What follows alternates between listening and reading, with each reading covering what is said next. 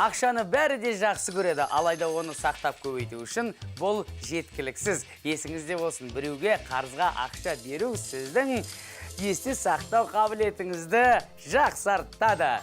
Саламатсыздар ма? Бұл Теңгемания бағдарламасы және оның жүргізушісі. Мен есімім Бауыржан Орда. Біз сіздерге қаржылық жетістікке жетудің қысқа жолын көрсетеміз. Және де ойын ойнаймыз. Ал сыйлықтар ақшалай болады. Бүгінгі бағдарламада ақшалай жүлдені кім ұтып алды? Бұл жайында Теңге шоу айдарында сөз болады. Visa компаниясы табысының төмендеуіне кім кінәлі? Зейнетақы, жаңа саясат, жаңа пайда көзі. Мемлекет біздің зейнетақы жинақтарымызды инфляциядан қалай қорғауда? Салымшыларға өзінің зейнетақылық активтерін басқаруға рұқсат етіле ме? Бүгін Теңгеманияда зейнет қаржысын дұрыс сақтау жөнінде әңгімелейтін боламыз. Ал әзірше біздің болашақтағы табысымыз бен шығынымызға не әсер ететіні жайында сөз қозғайық. Девальвацияның пайдасы. Жыл басынан бері Қазақстандағы кондитерлік өнімдерді шығару мен тұтыну көлемі өсті. Сонымен қатар осы саладағы жаңа жұмыс орындарының көбейгені байқалды. Energy Pro мониторингтік агенттігінің мәліметінше, теңге бағамының өзгеруі отандық кәмпиттер, карамель мен печеньенің бәсекеге қабілеттілігін арттырды. Нәтижесінде Ресей мен Украиналық импорттың көлемі азайды.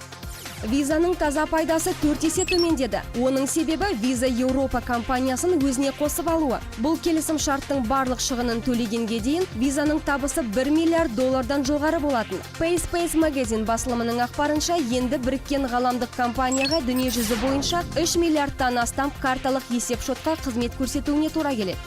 Еселенген пайда табуға мүмкіндік беріледі. Қазақстанда депозиттің жаңа түрі енгізілуі мүмкін. Ұлттық банктың жоспарлауынша, мұндай салымдардағы ақшаны мерзімінен бұрын шешіп алуға болмайды. Есесіне олар бойынша төленетін мөлшерлеме пайызда жоғары болады. Мамандардың сөзінше, бұл шара банктердің өз салымшыларына ұзақ мерзімді теңгелік депозиттерді ұсынуына мүмкіндік береді. Зейнет деген сөз бізге латын тілінен енген, және оның мағынасы төлем дегенді білдіреді. Қазіргі кезде зейнетақы қарт адамдарды қолдаудың амалы ғана емес, сонымен қатар ол нағыз қаржылық құрал, бірақ оны қолдануды үйрену керек. Осы ретте бізде зейнетақы жөнінде жаңа заң қабылдана ма? Қалайша мемлекет зейнетақы жинақтарымызды сақтап көбейте алады деген сұрақ туындайды. Оның жауабын бүгінгі бағдарламадан білетін боламыз. Әзірге осы мәселе жөнінде қазнеттегі пікірлерге назар аударайық. Бізді зейнетақы жүйесі бойынша алда қандай өзгерістер күтіп тұр? Мемлекет зейнетақы жинақтарын инфляциядан сақтау үшін қандай шара қолдануда? Бірыңғай зейнетақы жинақтау қорындағы ақша қалай және қаншалықты дұрыс инвестицияланып жатыр? Зейнетақы жинақтарын басқару салымшылардың өзіне берілуі мүмкін бе? Және бұл қалай жүзеге асар еді? Бағдарламадан әрі қарай көретіндеріңіз 2018 жылы зейнетақы жүйесінде қандай өзгерістер болмақ? Және бірнеше минуттан соң Теңге шоу айдарында 3-ші турға өтіп, 10 000 теңге ақшалай жүлде үшін бағын сынайтын ойыншыны көреміз. Сонымен біздің Теңгеблиц айдарынан байқағанымыздай, қанша адам болса, сонша пікір мен проблемада жеткілікті екен. Әрине, мемлекет барлығын ең негізгі минималды зейнетақымен қамтамасыз етеді. Бірақ әрқайсымыз қартайғанда жақсы өмір сүргіміз келеді ғой. Біз жұмыс істеп, ай сайынғы табыстарымыздың 10%-ын зейнетақы қорына аударып отырамыз. Ал қазіргі таңда осы қаржының жай күйі қалай? Оларды инфляция жеп қоймай ма? Және одан түсіп жатқан пайда бар ма? Ендеше өзіміздің зейнетақы салымдарымыздан түсетін табыс туралы әңгімелесек. Сондай-ақ зейнетақымызды инфляциядан кімнің қорғайтынына да тоқталамыз. Теңгеманияны тамашалаңыздар. Біздің болашақ зейнетақымыз енді табыстың 10%-ын емес 15%-ын құрайтын болады. Және оның ішіндегі 5%-ын жұмыс беруші төлейді. Бұл қосымша жарна 2018 жылдың қаңтар айынан бастап бірыңғай зейнетақы жинақтау қорына төленеді. Сондай-ақ негізгі зейнетақы көлемі де артады. Бірыңғай зейнетақы жинақтау қорында арнайы шот ашылып, оған жұмыс берушілер өз есебінен жұмысшылар табысының 5% көлемінде қаржы аударып отырады. Яғни 2018 жылдан бастап жұмыс берушілердің жарнасы енгізіледі, ал алғашқы төлемдер 2023 жылдан төлене бастайды. Осылайша аталмыш жарна уақыт өте келе тілектестік зейнетақысының орнын басады. Ақша зейнетақы қорына құйылып, сонда сақталатын болады. Өйткені ол үшін мемлекет жауапты. Осы ретте салымдардан түскен пайда қалай жұмсалады деген сұрақ туындайды. Бұл мәселемен Ұлттық банктың инвестиция жөніндегі мамандары айналысады. Сарапшылар жылдар бойы жинаған тәжірибесінің арқасында қаржыны көбейтудің амалын жақсы біледі. Яғни олар отандық және шетелдік инвестициялық құралдарды пайдалана отырып, біздің ақшамызды еселейді. Пайда көлемі инфляциядан жоғары болуын қадағалайды. Сонымен бірге валюта бағамын тұрақтандыруға әсер етеді. Мемлекет салымшыларға инфляция деңгейінен төмен болмайтындай пайдаға кепілдік береді. Тіпті мемлекеттің табысы аз болған күнде де осы қағида сақталады. Соның арқасында зейнетке шыққан азаматтар өз салымдарының үстіне қосымша ақша алып отырады. Инвестициялық басқарма түрлі қаржылық құралдарға салым жасайды. Олар акциялар, облигация мен валюта. Соңғы кездері валютаға инвестиция жасау басым бағытқа ие. Мұндағы мақсат зейнетақы активтерінің валюталық құрамын көбейту. Оны 17-ден 20%-ға дейін арттырдық. Өйткені барлық активтерді бір жерде сақтауға болмайды.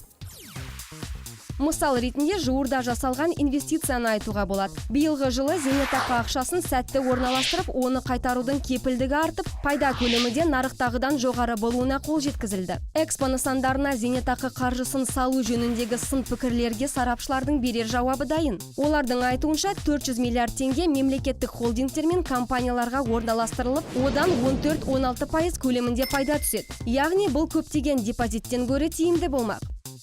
Главный принцип Ұлттық банк жұмысының басты мақсаты зейнетақы активтерін нарықтық пайыз мөлшерлемесі бойынша инвестициялау. Екінші дәрежелі банктер 14-16,5 үстеме пайыз көлемінде қаржыландырылды. Біз қазірдің өзінде одан пайда тауып отырмыз. Мұның бәрі орта және кіші бизнес нысандарын сол екінші дәрежелі банктер арқылы қолдаудың арқасында мүмкін болды. Ұлттық банк 30-ға жуық қаржы институтына ұсыныс жасаған еді. Оның ішінде 15-і келісім берді. Осылайша біздің табысымыз жоғарылай түсті. Национальный банк как инвестор. Ұлттық банктың тағы бір тиімді бастамасы кәсіби басқарушы мамандарды жұмысқа тарту арқылы зейнетақы активтерін Қазақстанда ғана емес, шетелдерге де орналастырып, одан мүмкіндігінше жоғары табыс алуға қол жеткізу. Бұл ретте әлемдегі бәсекелестік жайында ескерген абзал. Сонда ғана біздің салымдарымыздың көлемі ұлғайып, тұрғындардың инвестициялық сауаты да ашыла түседі. Главная задача Ең бастысы жинақ көлемі жоғары салымшылар өзіне ұнаған стратегия мен ойыншыларды таңдай алады. Яғни олар нарықтағы көптеген ұсыныстардың ішінен көңіліне қонымды біреуіне басымдық беріп, қаржысын басқарады. все-таки развитие. Ал әзірше барлығымызға өз зейнетақы жинағымызға деген қызығушылықты арттыра түсу керек. Еліміз бойынша бірыңғай зейнетақы жинақтау қорының кеңселері ондап саналады. Сонымен қатар арнайы мобильді қосымша да шығарылды. Ал үкіметтің электронды порталынан ғаламторлық анықтаманы оңай алуға болады. Байқағанымыздай бұл шараның барлығы бізге зейнетақымыздың жай күйінен хабар беріп, жүйенің ашықтығын қамтамасыз етеді. Кез келген салымшы өз қаржысының қалай көбейіп жатқандығын бақылай алады. Ал ертеңгі күні бізге осы жүйені басқаруға қатысу мүмкіндігі беріледі. Және дәл қазір көретіндеріңіз, бағдарламамыздың ақшалай жүлдесі неліктен ешкімге бұйырмады. Бұл туралы теңге шоу айдарында сөз етеміз. Әлемнің түрлі елдерінде ондаған зейнетақы жүйесі жұмыс істейді, және әр қайсының өз кемшілігі бар. Мәселен, Қытайда мемлекеттің зейнетақыны бұрынғы мемлекеттік қызметкерлер мен өндіріс орнының жұмысшылар алады. Ал қалған зейнеткерлерді бағып қағу олардың бала шағасының мойнында. Ал біз болсақ, өзіміздің болашақ зейнетақымызды жинай аламыз. Мысалға, оны ерікті зейнетақы жарнасын құю арқылы жүзеге асырамыз. Сондықтан да бір күнмен өмір сүріп, тек мемлекетке үміт артудың қажеті жоқ. Менің сіздерге айтар ақылым, Қазақстанның зейнетақы жүйесін қолдануды үйреніп, өз болашағыңызға белсенді түрде ақша құюды ұмытпаңыз. Біздің бағдарламада қаржылық сауаттылық лезде ақша табуға мүмкіндік береді. Кім ойынымыздың барлық 3 турынан өтіп, жүлдеге ие болады? Теңге шоу айдарын тамашалайық. Құрметті қонақтар, құрметті қала тұрғындары, құрметті көрермендер және телекөрермендер, бұл Астана арнасында Теңге Мания бағдарламасының теңге шоу деп аталатын айдары. Қошеметтеріңіз. Қазір сіздердің табан астында бар жоғы 3 минут немесе 5 минуттың арасында 10 000 теңге ұтысқа кенелуге мүмкіншіліктеріңіз бар. Ойын ойнағысы келетін және 10 000 теңге ұтқысы келетін кім? 1, 2, 3, 4, 5, не деген көп? Жарайды. Сіз келіңіз. Болады, тағы да. Төрлетіңіз. О, қарындас, келіңіз. Сіз де келіңіз. Міне, неге шапалақ ұрмаймыз? Ендеше, құрметті көрермендер, ойыншыларменен қысқаша танысып өтейік. Аттарыңызды айтып шықсаңыздар, шетінен бастайық. Оңнан солға қарай, сіздің есіміңіз? Әділет. Марат. Жанат. Серік. Болат. Серік. Қалдыңдап айтам. Я, Серік. Нұртолды. Теңге шоу айдарының бірінші кезеңі. Бастаймыз. Бірінші сұрақ, мұқият болыңыздар. Қор нарығында келісім шарт жасауға көмектесетін делдал. Бірінші болып қол көтерген Серік. Ол қалай аталады? Брокер. Иә, ол делдалдың аты. Расында да брокер деп аталады. Серік, сіз екінші кезеңдесіз.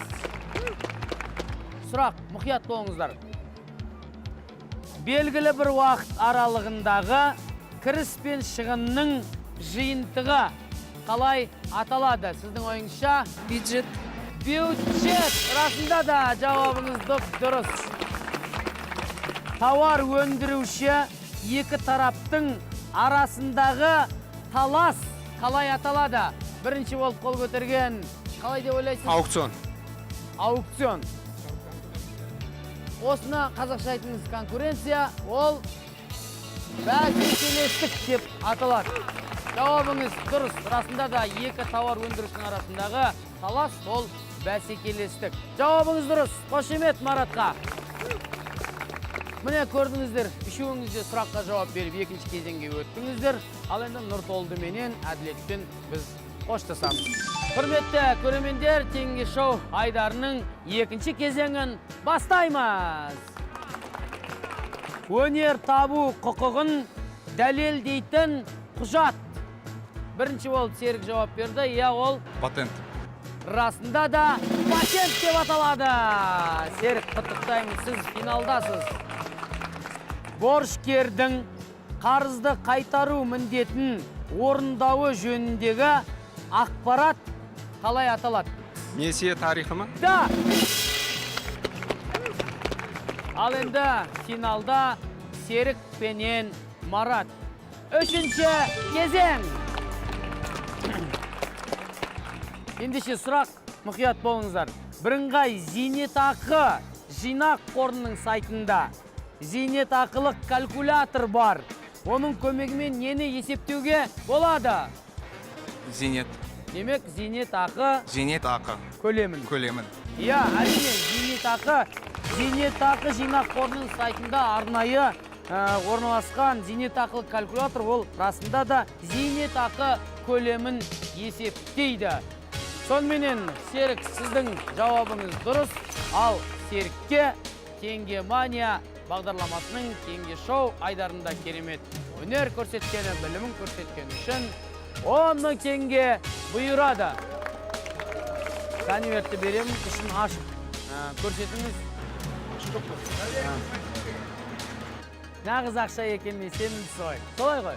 Ендеше біз сізді шын жүректен құттықтаймыз, ұтысыңыз құтты болсын дейміз. Тағы да құрметті көрермендер, бұл теңге мания бағдарламасы және мен Бауыржан Орда. Шапалақ!